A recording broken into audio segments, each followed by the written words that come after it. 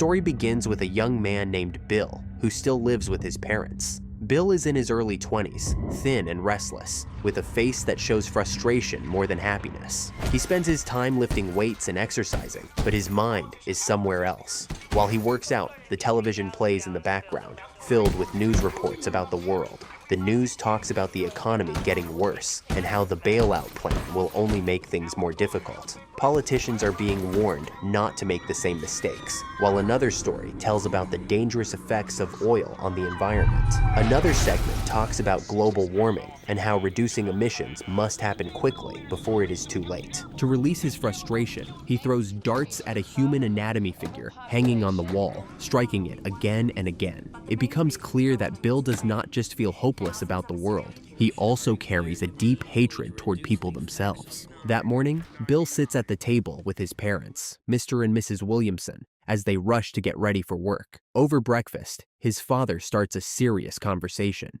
He explains that he and his wife stayed up the night before talking and decided it is time for Bill to move out. Bill becomes frustrated, reminding them that he is still saving money for his education and that staying at home was part of their original deal. The deal is that I would do that by my own, do my best to save up that money. His father pushes back, saying that at 23 years old, he should already have his own place. Bill insists that he has been saving money and even contributes to the household. Bill keeps arguing that if they expect him to return to school, then he needs to hold on to what money he has. His mother promises to continue their discussion in the evening, as they are already late for work, and they leave. After leaving home, Bill drives to a local coffee shop. He then orders a double espresso macchiato with extra foam. A moment later, the drink is placed on the counter, and Bill realizes it is not what he ordered. He calmly tells the barista that there is no foam at all, but the man argues, saying it is fine the way it is.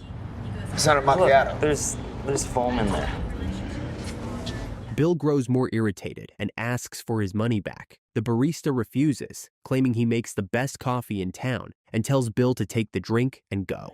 Bill doesn't take the coffee and walks toward the door, not wanting to make a scene. But he returns to the counter one more time and asks again for his money. When the barista refuses, Bill leaves with a sinister smile, as if he's going to get back at him soon. Next, Bill heads to his job, where he works part-time as a mechanic. He's under an old van relentlessly working when his boss storms in, angry that his break has gone on too long. Bill insists he only just finished eating and reminds him that he already repaired 3 cars today. Jim waves it off, saying there are plenty more waiting and he doesn't have time for excuses. Bill doesn't like the way Jim treats him, as he's their best worker, and even asks for a raise. But Jim laughs in his face and mocks him, saying he already pays him for what he is worth. Off. $9. Yeah, $9. Bill then puts a bag inside the van and goes to work on the next car. Later, Bill meets with his only friend Evan, the kind of guy who spends more time talking about problems than doing anything about them. He's loud, restless, always mocking everything around him, but behind the jokes, he carries a streak of radical ideas he mostly just shares online. Evan brings back some parts that had been ordered to his house by Bill, saying his dad doesn't want them coming there anymore. Bill warns him not to tell anyone what's inside, as this is the last part. Evan admits he doesn't even know, but Bill only says it's a surprise. Next, they head to a local cafe and talk about their plan for tomorrow's paintball game. Bill asks if work will be a problem, but Evan says he'll have to call in sick. Bill can't believe he hasn't done it already, but Evan explains he has to make the call on the same day. Bill reminds him they agreed on this 2 weeks ago and presses him harder, saying he took the day off too, so they have to play. What am I going to call today and say, listen, tomorrow I'm not going to be in because I'm sick? I talked to you about this. But then, the waitress accidentally spills all their food, which angers Evan. She apologizes and offers to bring them more, but Evan demands his money back. She refuses and insists on replacing the meal, which only makes Evan angrier. However, Bill stays calm through it all and manages to cool Evan down. Next, Bill and Evan talk about the majority of the population who destroy the economy, waste resources, and live in comfort while the planet suffers. Evan is concerned about overpopulation, pollution, cars burning fuel, holes in the ozone, and a society full of takers who only want more instead of coexisting. Bill listens but doesn't get carried away. He argues that people still need money to survive. that life is built around it, whether they like it or not. Evan pushes back, saying that this belief is drilled into everyone since childhood, and it traps people in the same cycle. However, Bill doesn't care, as he doesn't want to be poor and knows simply pointing out problems isn't enough. Bill then tells him that he's all talk and no action, while he himself is already thinking about what to do. The world. You're all talk, buddy. You're all talk. Oh, snap. Later that night, Bill comes home and finds his parents waiting to talk. They remind him they planned a meeting, but he brushes it off, saying he has exciting news to share over breakfast and promises he'll be on time. His parents aren't convinced, but Bill insists and heads off to bed. Once he's gone, they admit to each other that this happens all the time and wonder why he keeps avoiding such discussions. They even question if he's hiding something or if something is wrong with him. That night, Bill opens the package he picked up from Evan and reveals it contains bulletproof plates. He spreads them across his paintball gear, turning the harmless suit into protective armor. As he works, he listens to old tapes of Evan's rants. On them, Evan talks about overpopulation, pollution, and how society is built on wants instead of needs. He insists that the world needs someone who will stand for something and act rather than just talk. Bill listens closely while upgrading his suit and working out. Throughout the whole process, Bill prints a large amount of counterfeit money, which he plans to use later for his sinister plans. The next morning, Bill sits down for breakfast with his parents. Bill tells them he has decided to stay home for the day and work on college applications. He even mentions mechanical engineering as his choice, and his parents light up with pride, convinced their son has finally found direction. Bill smiles and continues the conversation with warmth and excitement, telling them what they want to hear. However, his real intentions remain hidden. That's fantastic. Good job. So you guys Proud of happy? you. As soon as his parents leave, Bill begins his final preparations. He lays out pistols, submachine guns, machetes, and small knives. By now, it is clear that whatever he has been planning, today is the day. He straps on his modified paintball gear, converted into crude bulletproof armor. While he works, a tape plays in the background. The voice talks about survival of the fittest, saying animals kill to eat, while humans weaken themselves with morality and compassion. It dismisses faith, calls suffering proof of reality, and insists that talk is meaningless without action. Finally, Bill drives outside of his house to a forest and swaps his car for one with no license plate. As he drives to the middle of the city, he remembers everything that led him to this decision and solidifies his cause. Bill then drives near his workplace and takes out a remote controller. He uses it to start and drive the old van his boss always accuses of losing too much time on. It seems Bill had a plan all along and customized the car so that it can be remotely driven. He drives the van and smashes it directly into the police station. The police rush to the van to arrest the driver, but to their shock, there is no driver. Instead, they find a bag, and the back of the van filled with a large number of explosives. Bill then uses his detonator to blow up the van with the explosives he planted the day before. He kills most of the police force with this act alone, starting his terror. His actions are deliberate, as the police will not be able to call reinforcements when he carries out his sinister plans. After removing the police force, Bill drives to a crowded area and starts killing everyone he finds on the street. His actions feel justified to him because they are impartial and the death is quick. With his 2 submachine guns, he eliminates whoever crosses his path. Soon, 2 policemen patrolling the area open fire on him. His bulletproof armor keeps him safe from the rain of bullets, and when the officers finally run out of ammunition, he kills them both. Bill then continues his rampage across town, shooting at people as if they are moving targets. Next, he goes to the coffee shop and orders the same double espresso macchiato with extra foam from the barista he saw yesterday. The man, nervous and trembling, prepares the drink, and this time he gets it exactly the way Bill asked. There you go. Bill laughs frantically and tells him to run away as fast as he can, but as soon as the barista runs outside, Bill follows him and guns him down. This was the reason behind his sinister laughter the day before, to take his revenge. Next, Bill heads into a beauty salon and forces all the women inside to gather together. He removes his mask, grabs a drink, and calmly sits down while they plead for their lives. However, their voices blend into meaningless chatter to him. Growing tired of the noise, he puts his mask back on and walks out. The women are stunned as the maniac they just heard about, the one slaughtering people across the city, had revealed his face and let them live. They begin insulting him as soon as he is gone, calling him a coward and mocking his retreat.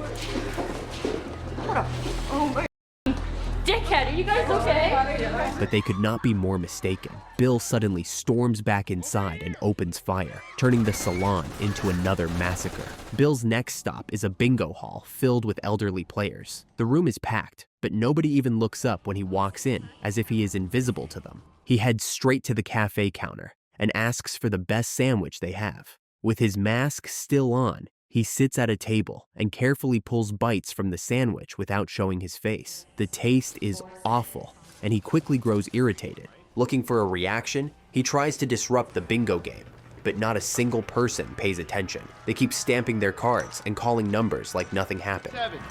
Excuse me. I-27, bingo! Bill studies them and realizes these people are already too far gone, trapped in their helplessness, and there's no point in wasting his time. He gets up and leaves. The players glance at him for a moment, then turn back to their cards and continue the game as if he was never there. Bill drives toward the bank, listening to the news on the radio as reporters scramble to identify who he is. At the entrance, he wastes no time and shoots down the security guard before stepping inside. He orders everyone toward the counter, but one brave man rushes him from behind. Bill has been working out recently, and his strength overpowers the man with ease. He grabs him, slits his throat, and drops him lifeless on the floor. To make his point clear, he fires a few rounds at random people, showing he's not here to play games. He then marches to the manager's office and catches him mid-call with the police. Furious, Bill drags him back and forces one of the staff members to load cash into his bag while the manager unlocks the safe. Once the safe is open, Bill orders the manager himself to fill the bag, remarking the money is just as worthless as he is. You see? You see? It's money. It's about as worthless as you are. After collecting everything, Bill leaves the bank, but instead of keeping the money, he heads back to his car and swaps it for the fake bills he printed the night before. In front of the gathered crowd, he dumps the counterfeit money onto the street and sets it ablaze, declaring that money is meaningless. With his point made, he drives away from the scene, leaving confusion behind. As Bill drives to his next target, he switches to the police frequency he hijacked and hears about Sheriff Melvoy, who is tracking his every move and preparing to confront him. The mention of Melvoy forces Bill to start thinking about his next step, but before he can settle on a plan, his mother calls him. She wants to make sure he is safe, unaware that her son is the very man causing the chaos. Bill calmly tells her he has not watched the news and has not even left the house, pretending he knows nothing about the killings. She advises him to stay put and promises to come home once things calm down. Sweetie, I love you. Please be safe, okay? Okay, stay safe. All right, baby. Love you. Bye-bye. Bill then drives to the same cafe where he and Evan spent time yesterday. Without hesitation, he walks up to the waitress who spilled their food and shoots her point blank with his pistol, killing her instantly. Almost immediately, his phone rings again. This time, it is Evan. From the forest, Evan cheerfully reminds him that their paintball game is still on and says he is already waiting. Bill promises to be there soon, as if nothing has happened, and speeds off to meet him. Before heading into the forest, Bill plants explosives near the town's entrance, certain that Sheriff Melvoy will come through this route. Once everything is set, he moves to a safe distance and waits. Meanwhile, Evan grows restless again and calls to complain about how late Bill is. Bill tells him not to worry and promises that once he arrives, he will dominate him at paintball. Why I should stay?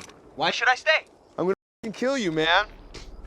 After ending the call, Bill sees two police cars approaching the entrance. As the first car crosses the checkpoint, he detonates the explosives, and the vehicle is obliterated. But Melvoy is riding in the second car, which pushes forward, forcing Bill to retreat quickly. The chase continues until they reach the forest entrance. Bill abandons his car and slips away to a safe distance before detonating it, destroying the vehicle and killing two of the officers while erasing evidence at the same time. Even so, Sheriff Melvoy survives the blast and begins pursuing Bill on foot. Bill disappears into the trees for a moment, leaving Melvoy alone and disoriented. Just as the sheriff tries to figure out where he went, Bill emerges from the shadows and plunges a knife into him. The wound leaves Melvoy bleeding heavily on the ground. Bill steps back, watches him writhe in pain, then turns his back and walks away, leaving the sheriff to die in the dirt.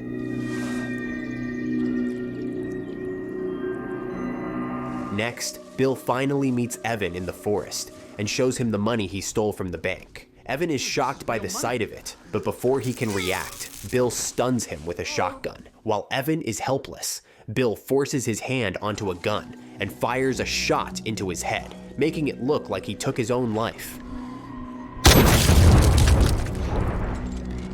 All the pieces finally fall into place. The bulletproof plates Bill had been delivering to Evan's house were not for a surprise gift, as Bill claimed. They were the foundation of the armor Evan now wears in death. Bill strips off his own gear and straps it onto Evan's body so that it looks like Evan was the one behind the rampage. The errands, the packages, the secrecy were all part of the trap. The paintball game was never meant to be played. Bill had insisted on the forest because it was the perfect location to stage the suicide and leave no witnesses. With Evan's body disguised as the killer, Bill collects the stolen money and walks to the car he hid near the forest earlier. At the bank, Bill's words about money being worthless were not random.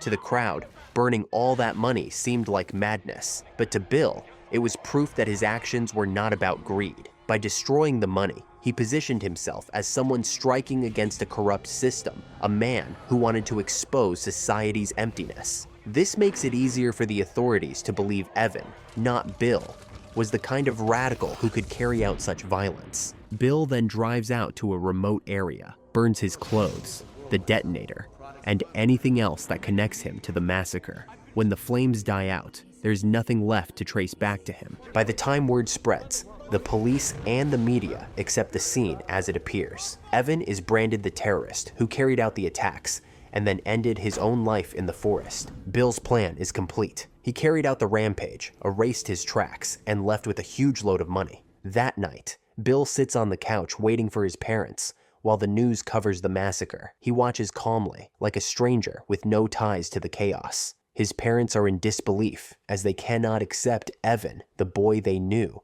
could be behind such horror. Look, this is where they found the guy. They found the shooter already? Yeah. Later that night, Bill packs a suitcase with the stolen money and a few clothes. Meanwhile, reporters announce that Evan's father has been arrested. His past as a radical protester is revealed, which makes the story of Evan's supposed rampage even more believable. Bill lies back on his bed with a smile, convinced his plan has worked flawlessly. But then the camera shows Evan's father shouting as police drag him away. He swears that Evan was innocent, that Bill is the true killer. Bill Williamson! Bill Williamson did this! For the first time, Bill feels the ground shift beneath him. Although his plan is perfect, he can't risk being interrogated by the police, so he flees the house in the night, vanishing without a trace. 2 years later, Bill posts a video online explaining everything he did. More than that, he urges others to follow his path, claiming humanity cannot survive unless the population is cut down. He presents himself not as a criminal, but as a prophet of survival.